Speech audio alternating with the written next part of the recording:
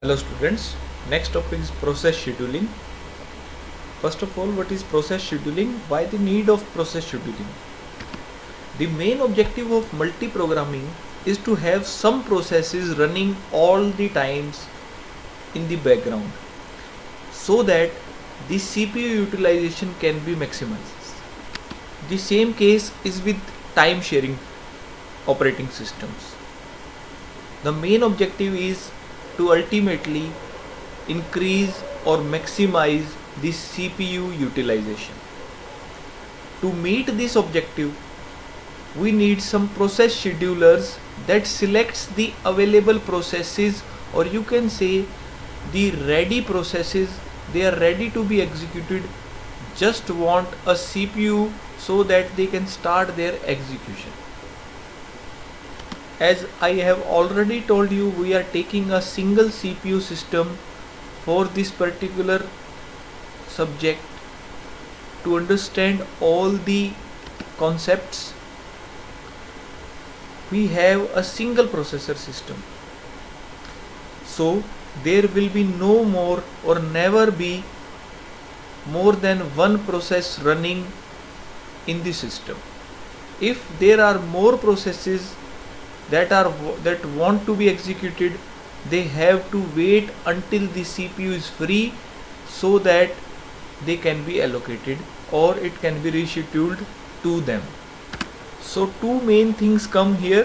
One is process scheduler that selects the processes that are ready to be executed for the execution of the CPU, and second is scheduling queues where the processes has to wait for some time because some process is running by the CPU and they have to wait.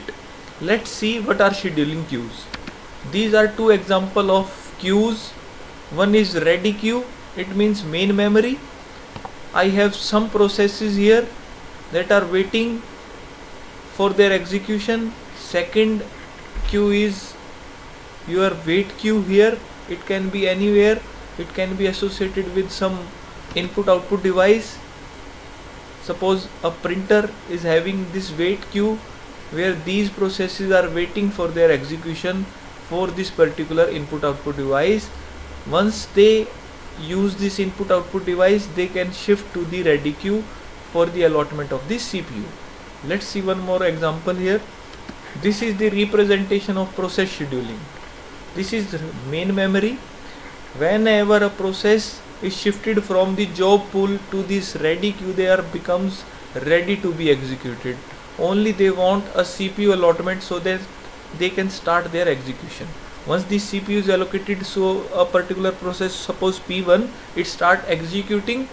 If it completes its execution, it shows its output here.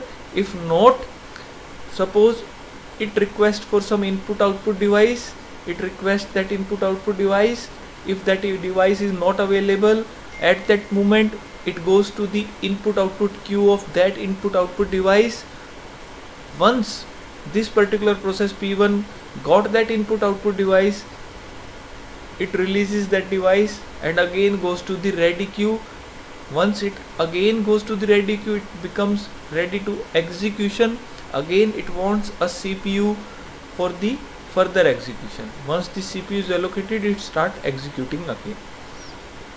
For time sharing system, it may becomes there is a time slice expired.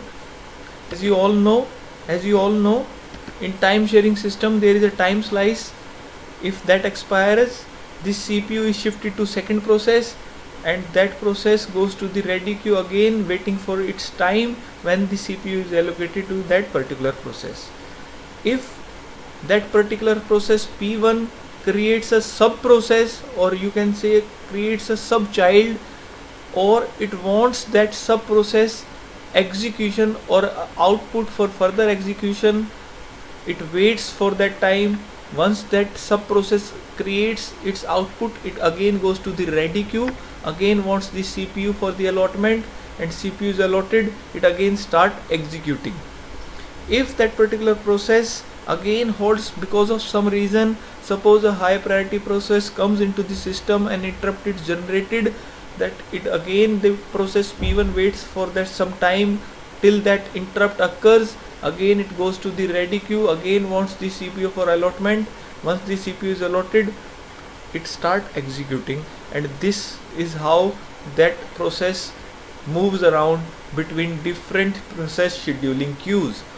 Once it is done with all the queues, it executes all the CPU work, it creates or generates its output here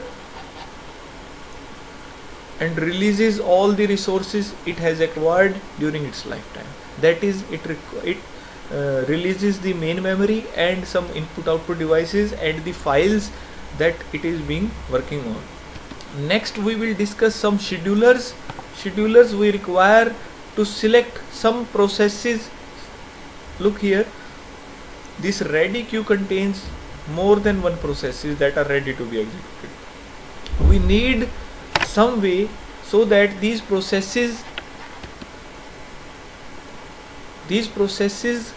can be selected in some fashion by using some algorithms, so that they can be allocated this CPU in some fashion. For that purpose we have schedulers. These are schedulers. Basically they are of two types, long term scheduler and short term scheduler. Both have different work for do. The long term scheduler or a job scheduler, it is also known as job scheduler.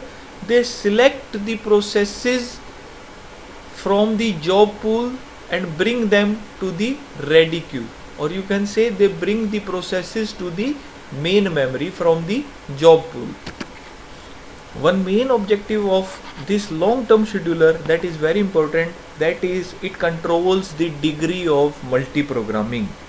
It must select a very careful mixture of processes that are of or based on their input output bound time and CPU bound time, so that maximum throughput can be get.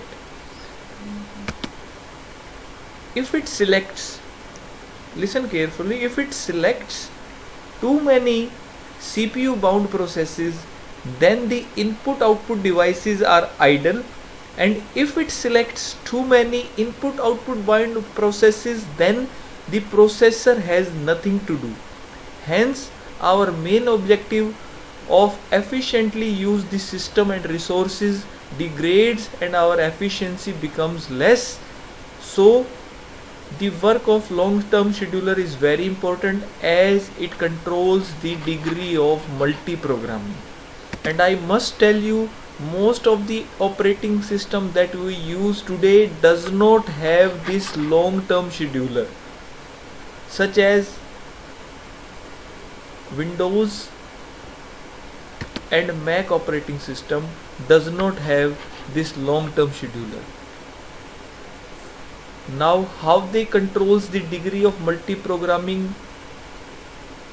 we will see after the discussion of the short term scheduler. Second is short term scheduler, or you can say CPU scheduler.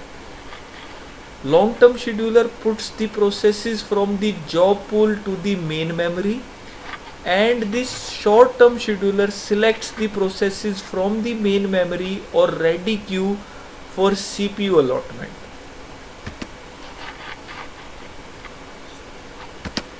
Now, as I have already told you that most of the modern operating system does not have this long term scheduler, and this long term scheduler does a very important thing, that it controls the degree of multiprogramming. Let's first see what is degree of multiprogramming, what is its importance. This is degree of multiprogramming. If the scheduler selects many processes, or you can say the short term scheduler put many processes into the secondary or into the primary memory, or you can say to the ready queue, so that this degree of multiprogramming can increase. Our main objective, or the operating system's main objective, is to increase the degree of multiprogramming, as well as so that the CPU utilization can be maximized. If the scheduler put many processors into the main memory, both the long term scheduler and the short term scheduler, if they do not control the degree of multi-programming for a certain limit, till the certain limit, both the degree of multi-programming and the CPU utilization increases gradually.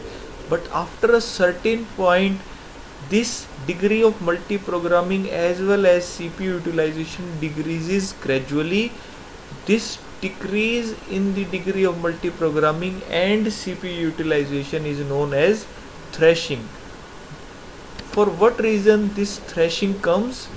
This thrashing is a condition or a situation when the system is spending a major portion of its time in servicing, or you can say in context switching between the various processes, but not actual processing is done, is known as thrashing.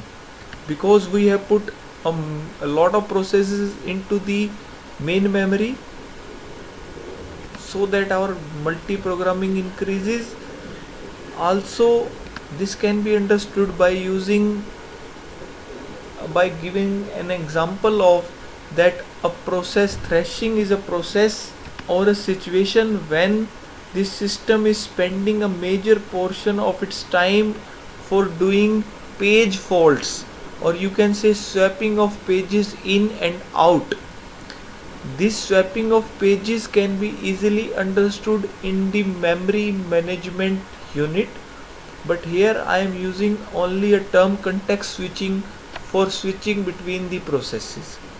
After a certain limit of degree multi-programming, it decreases because of thrashing. So we need to control this degree of multi-programming. And who controls the degree of multi-programming? The long-term scheduler. But the long-term scheduler is not available in many of the modern operating system. For that purpose, we have an additional term, middle term scheduler, that controls the degree of multi-programming in most of the modern operating system. What its working is, whenever the processes are ready to be executed, they insert it into the ready queue or into the main memory. Same process, the scheduler dispatch is here, CPU is allocated,